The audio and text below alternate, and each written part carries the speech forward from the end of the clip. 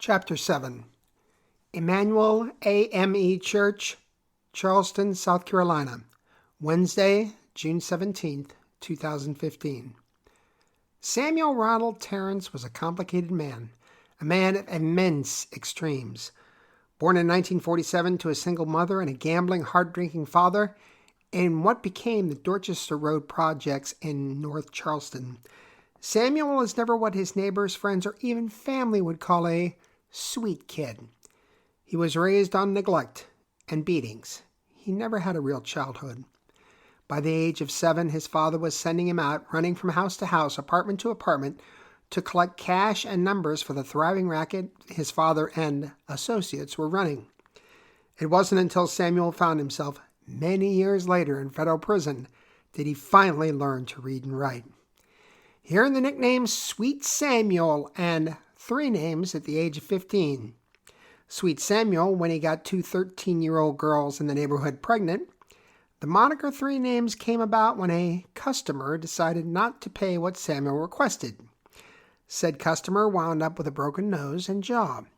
Through broken teeth and spitting blood, he told police, "It was that kid with the 3 names." At 6 feet, 185 pounds, Samuel was quite able to accomplish the mess the cops discovered.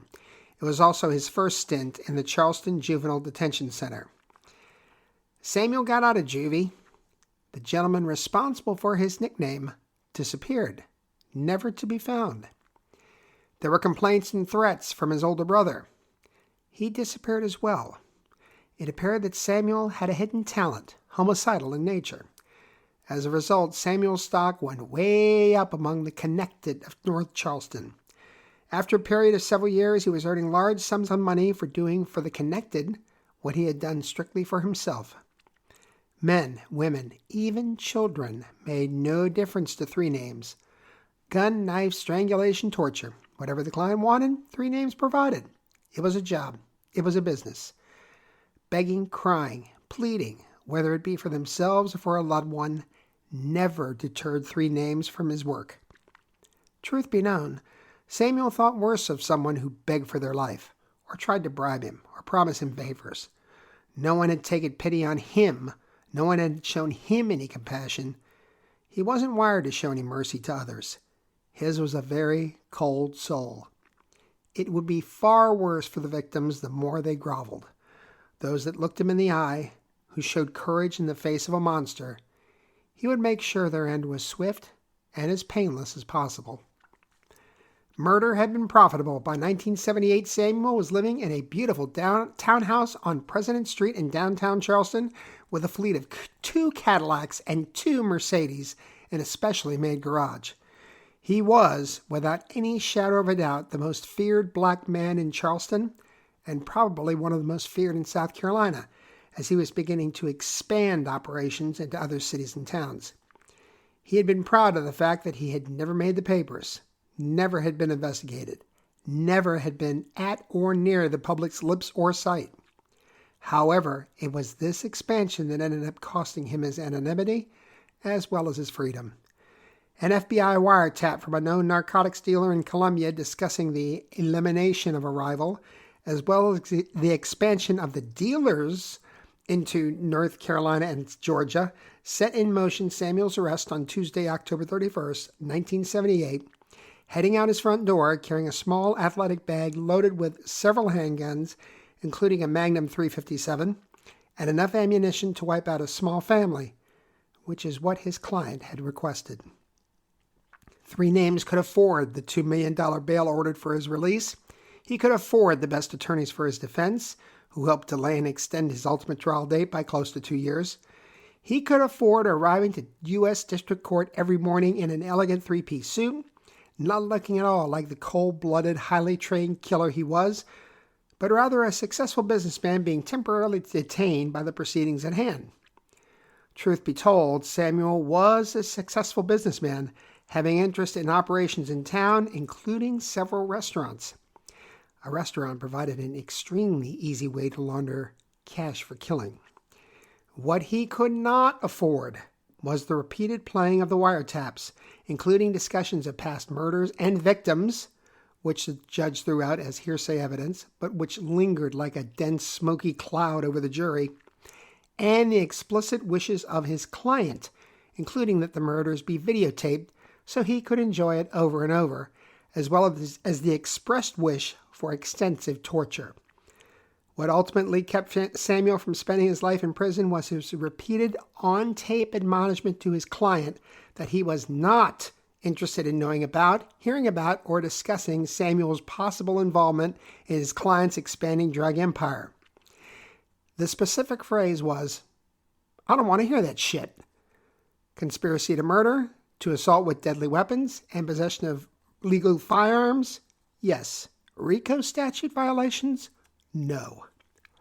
Samuel Ronald Three Names Terrance was convicted of those 3 felonies on Monday, January 5th, 1981. He was sentenced to 20 years at the United States Penitentiary in Atlanta, Georgia. On arrival, there were those who wanted to test the famous 3 names, who had grown to his full height and weight of 6'2", 230 pounds. They suffered hideous consequences, including crushed skulls, compound fractures, and severed limbs. This was just in the first 6 months of his incarceration. Unfortunately, Samuel had to pay a severe penalty for the attacks he had been forced to successfully ward off, ultimately having to serve almost his full 20-year sentence due to disciplinary actions. At some point in those first 6 months, Samuel began to realize that this prison, these inmates, these guards, were going to be his life for quite some time, and that he could either make the best of it and himself, or keep to the path he was on and end up dying in a joint like this. It started with learning to read and write. Fortunately, all federal prisoners who did not possess the verified GED certificate or high school diploma were automatically enrolled for 240 instructional hours in the literacy program. Samuel hadn't seen the inside of a schoolroom since he was 7. However, he was an extremely intelligent man who realized that these tools would be necessary for him to survive after his release. Students in the system progressed at their own pace. Samuel's pace was fast, done with his 240 hours by 9 months in. From there, the USP, Atlanta Education Department, offered a general educational development program. Samuel learned his GED in 2 years, and a post-secondary educational program, college, which took Samuel 3 years, graduating with a degree in business administration. In the meantime, he became part of the educational process, teaching other inmates how to read and write. He grew to love reading, especially historical nonfiction concerning the African American struggles from slavery onward. His cell was always filled with books and magazines. He would present seminars to interested prisoners about their past and what their ancestors had to overcome to survive. And Samuel Ronald Terrance thought. He thought about his past life, all the unpardonable sins he'd committed. He thought about the present and how happy he was to be able to help others understand a little better the world around them, to be able to impart the knowledge that he'd so recently gained and be able to do it in a way that made a positive difference to his fellow prisoners. But mostly Samuel Ronald Terrance thought about the future. He'd been 36 when he was first incarcerated. He'd be close to 56 when he got out. What did he want to do with the rest of his life? He knew he wanted to help people. He knew he did not want to go back to the life. He also knew he wanted to keep a low profile. He wanted nothing to do with anyone from his past. He would also tell no one anything about anyone in his past. Several times he'd been visited by various law enforcement, South Carolina, North Carolina, FBI, even the IRS. He would make certain that the entire prison population knew he did not want to meet with any law enforcement alone. If that should happen, that he would literally say nothing, not even his name. This also ended up as another reason he ended up serving his entire sentence. He didn't care. Best to let everyone concerned know that Samuel Ronald Terrance was no snitch, no rat. That what crimes had been committed by him for others stayed with him and no one else. He'd never remember when it first came to him, this weird, unimaginable thought. A thought so bizarre, so completely out of his comfort zone, that it was hard to even comprehend that it came out of his brain. Bus driver. Bus driver? Bus driver? What in the hell was he thinking? Bus driver? Why would he want to be a bus driver? Well, he'd be helping people. He'd certainly be under the radar, about as low-key as you could get. He'd get to stay in town. He did love Charleston, everything about it. And because he'd had plenty of time to get his financial house in order, he would never have to worry about money again for the rest of his life. He could do anything he wanted, even become a bus driver. On Monday, January 7, 2001, Samuel Ronald Terrance was released from Atlanta. He immediately flew back home to Charleston, visited 5 Charleston financial institutions, including the Bank of South Carolina, First Citizens Bank, and the South State Bank, and either withdrew all funds available or emptied the safe deposit boxes of their contents. None of these accounts or boxes was in his legal name. He smiled to himself. This will be the last illegal act I ever commit. Samuel was beginning the rest of his life with over $2 million in cash, none of which would ever see the inside of a bank again. As a felon, Samuel was not allowed to change his name. However, he could and would successfully disguise himself from the public simply by going by his middle and last name. He was now S. Ronald Terrance, Ron for short. On Monday, January 21st, S. Ronald Terrance applied to the Charleston Area Regional Transportation Authority, CARTA, for a position as a bus driver. CARTA had only been in place since 1997, which worked to Ron's advantage. Ron went to the meeting dressed in a suit, carrying letters of recommendation from every administrator at the Atlanta Penitentiary, as well as all members of the Atlanta Education Department. He was hired, began training the next day, and within 30 days was driving a bus on Route 204, MUSC Calhoun Circulator, which would take him by this beautiful old church he recognized from his studies in prison, Mother Emmanuel, the Emmanuel African Methodist Episcopal Church. Emmanuel AME was founded in 1817, making it the oldest African Methodist Episcopal Church in the South. The current building, the one Samuel gazed at during his route, was built in 1891-1892. Among the famous African-American leaders who had spoken there included Booker T. Washington, Martin Luther King, and his wife, Coretta King. Ron did not have a religious bone in his body. He'd done and seen too much. He had changed, not for any deep philosophical or religious reason, but simply because he'd gotten tired of the man he had become. Once he had the respect and fear of the prison population, he felt he could begin reinventing himself. It was too damn much work to be 3 names or Sweet Samuel. He just wanted to be Ron. He wanted to get up, not in the swanky townhouse he'd been in, but in a nice 2-bedroom apartment in one of the better sections of Charleston. He wanted to drive his bus, be nice and friendly to anyone and everyone who rode, go home, and enjoy one of the many books in his almost overflowing library. He liked his own company. He enjoyed being alone. Occasionally, he'd go out with the other drivers, have a beer and some barbecue. He was friendly, but to a point. He let no one close. Male, female, it didn't matter. The less everyone knew about Ron Terrance, the better. However, the church. That church. He passed other beautiful buildings on his routes through Charleston, but no building made him react like that church did. Every time he passed it, he'd find himself glancing, looking, staring. He passed it when there was no one around. He passed it after weddings, funerals, and services. He passed it in sunshine, darkness, rain, and wind. Something was drawing him to that church, that specific church. When he was home, he'd read about the church, its background, its history. He'd catch himself thinking about it, wondering how he would feel entering Mother Emmanuel, catching himself literally thinking he'd be struck by lightning before he could go in, then chuckling to himself. There was another building that Ron passed on his route, a block down Calhoun, that he found he had no trouble entering, the main Charleston Public Library. It was shortly after he began driving the route that he discovered it, on the same side as Mother Emmanuel, a huge rectangle-shaped building that took up almost a whole city block. It took the better part of a month, but on a convenient day off, he finally went in and met the lady who was to become the biggest single motivator in seeing what would happen if he stepped into a church for the first time since he was a child.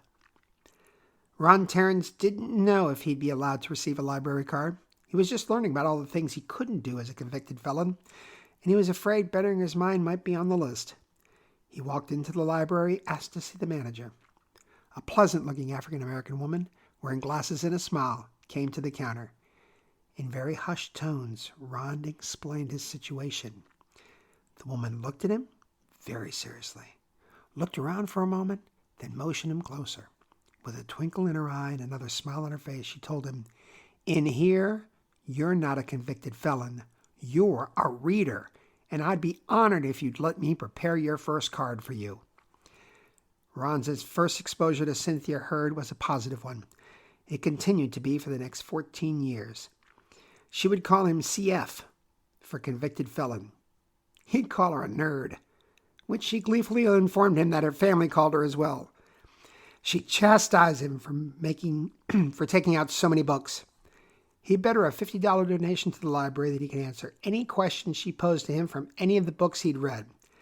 After the third or fourth time, she stopped trying. He would still give her the donation. How can you do that on a bus driver's salary?" she'd exclaim. His answer was always the same. No girl. Ron and Cynthia grew to be close, even when she was transferred to the St. Andrews Regional Library. Ron always told her she knew her way around a library better than anyone he knew. Her response? "You don't know that many people." A laugh every time. Ron met her family, including her husband and state senator brother, both of whom tried to warn her that this was the notorious Samuel Ronald Terrance. Her reply was the same to them both. "He was the notorious Samuel Ronald Terrance. He's my friend Ron now. He likes me, he respects me, and more importantly, he respects you. All I ask is that you treat him the way he treats you and me."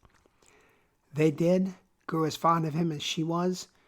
It was a fact that within the Hurd family there was a standing dinner wager at anyone who could successfully set Ron up with a girl. No one collected. However, what they could do is get Ron to church. The church, Mother Emmanuel, the building that so held his interest and attention.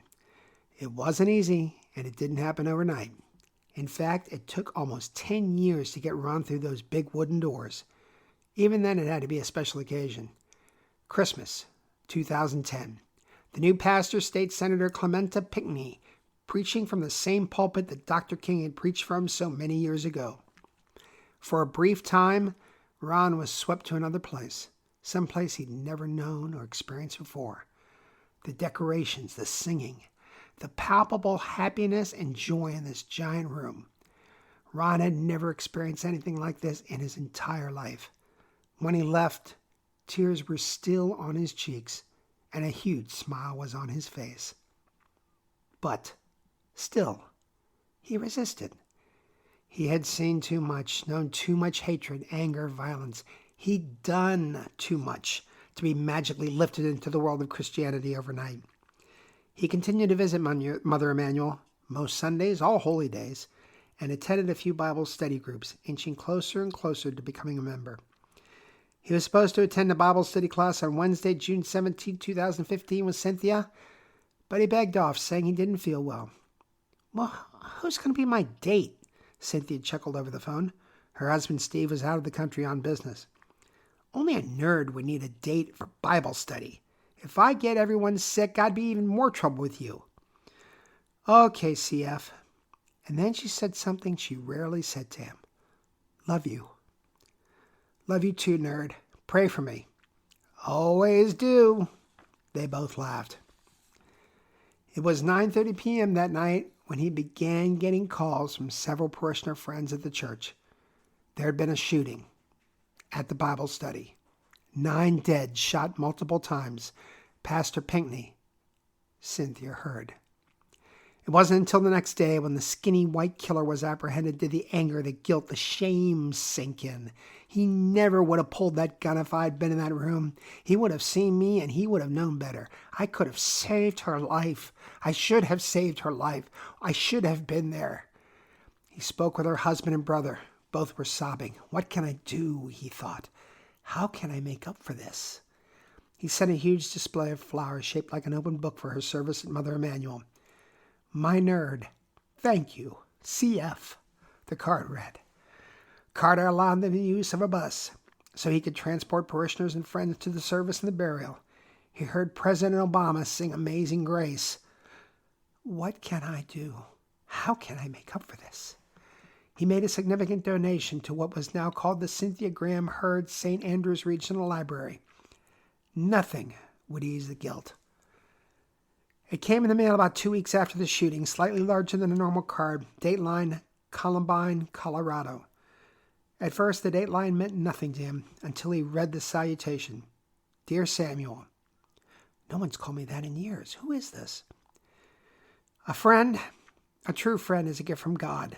Cynthia Hurd was a true friend to you, and you to her. Who is this? Where's this from? Columbine. Oh, Columbine. As his thoughts ran the gamut from pain and shock to worry and fear over how much these folks really knew, Ron began following the directions on the paper. Soon he had his username, Charleston25, was on the site and was amazed at what was already there. The news, the tributes, the information. Cynthia's family would soon be there, as would others. And still, what can I do? How can I make up for this? He found out that the then FBI Director James Comey admitted that a police report detailing the killer's admission to a narcotics offense should have prevented him from purchasing the Glock 41 .45 caliber handgun used in the shooting. Yeah, and I should have been there to shove that Glock 41 up his ass and pull the trigger, he thought. He thought of one last turn back to his old trade, wiping out this son of a bitch's family. Yet he kept hearing from victims' family members what they needed to forgive, to pray for him. Yeah, I pray he ends up in hell. What can I do? How can I make up for this? Ron withdrew even more. Stopped going to Mother Emmanuel. Too painful. Stopped going to the library. Excruciatingly painful. Couldn't talk to Cynthia's family anymore. Beyond painful. Ron continued to drive the bus. Folks would say hi. He'd say hi back. Then they'd leave him alone to his thoughts. He also became active on the site, becoming friends with Navy Yard 14, Maxine, Sutherland 50, David, and through Sutherland 50, Atlanta 45, Jeff. What can I do? How can I make up for this? On June 23, 2018, Ron discovered the answers to his questions. He immediately contacted Navy Yard 14, who he heard was the contact. Maxine waited until Ray was finished with Remy, gave Ray the news about Ron, heard the explosion, waited for Ray to find a flight and give her info, then called Ron back. Ron, Charleston International Airport, 11 p.m. He'll be on flight 6363 from Houston, Texas. Meet him at the Charleston Beer Works on Concourse A. My strong suggestion is having an ice-cold Diet Coke in the biggest glass possible waiting for him at the table. Because he's pissed. I've spoken for you. I believe and trust you. He's got to find out for himself. Ray had to leave June 28th out of LAX on United Flight 1241 and 1250, changing planes Bush Airport in Houston, then flying into Charleston, all the while seething that the plan was unraveling after only 7 fucking people were involved. How the hell was he going to keep this quiet when 30 were on board? He found the Charleston Beer Works and saw a big, not large, big, as in powerful big, African-American man sitting alone in a booth with a huge Diet Coke on the other side. He smiled. Maxine. Hi, I'm Ray Wilson. Ronald Terrance. Strong handshake, good eye contact. First, thanks for the soda. Maxine's always looking out for me. Well, she warned me you'd be flying 7 hours and that you might be a little angry with me. Listen, Ron, I'm not angry with you. I'm angry at whoever told you. Being vague just in case Ron was wired. Ron smiled. Ray, I'm not wired. Smiles from both. In fact, if the feds even heard me talking to you about this, I'm back in the joint for the rest of my life. Okay, who'd you hear it from and how? Sutherland 50, the day after you met with him, on private chat in the site. Goddamn, David. How'd it come up? Ray, I should have been in the church that night. I was supposed to be. I wasn't feeling well, and I begged off. My friend Cynthia. He stopped, looked down, looked up. Ray saw tears in his eyes. My friend Cynthia made a joke about needing a date for Bible study. Stopped. Tears. Ray, if I had been there, I'd have taken that Glock of his, shoved up his ass, and pulled the trigger. I know it. You know it. I have lived with that guilt too damn long. I've been torturing myself. I need to make up for this. I need to do something that will bring me peace. When I spoke with Sutherland 50, David, I was telling him about the guilt I felt, the pain I've been putting myself through. He then asked me a very strange question. What did I do for a living? I told him. Bus driver. He typed, OMG. Said to find a private chat room and let me know where I was. I did. Then he proceeded to tell me what you'd told him. He told me to try to ease my pain, to try to put some meaning back in what's left of this life. He knew I had no family, no real friends, and now knew I had a skill that would come in very handy for your assaulted team. Ray was about to say something. Ron stopped him. Plus, there's one other added benefit to adding me. I was going to add you anyway, Ray thought. What else? I know my way around weapons. Ray smiled. Maxine had told him the backstory. Yeah, I've heard. You're going to need to train close to 30 people how to handle, carry, load, aim, shoot, reload, correct any jamming, basically to feel comfortable with any weapon they'll be carrying. I, smile, am extremely comfortable around weapons. I can lead or help in the training. Ray smiled, held out his hand again. Honestly, he had me at the Diet Coke. You're in. Thank you. No, Ron said again, with tears in his eyes. Thank you. Ray didn't hit his room at the Aloft Charleston Airport and Convention Center until 1 a.m. on June 29th. He did not wake Maxine up with his call.